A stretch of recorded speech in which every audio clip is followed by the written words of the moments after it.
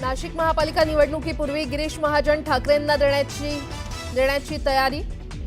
सुधाकर बडगुजर, बबन घोलपांसह माजी नगरसेवक करणार भाजप प्रवेश। सूत्रांची न्यूज 18 लोकमतला माहिती।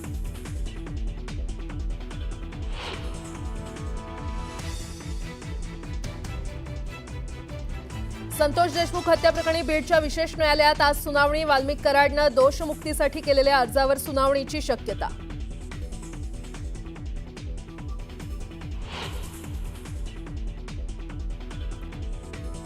कोकण, सिंधुदुर्ग आणि घाटमाथ्यावर आजही मुसळधार पावसाचा इशारा, तर मुंबईसह ठाण्यातही पावसाचा इशारा।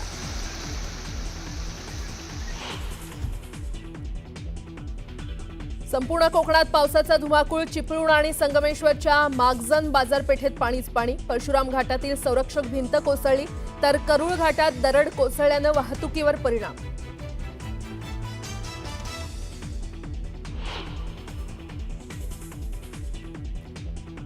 नवी मुंबईत वाशी प्लाझाची संरक्षक भिंत खचली। 10 ते 15 दुचाकींसह इतर वाहनांचं मोठं नुकसान। दुर्घटनेचं सीसीटीव्ही समोर।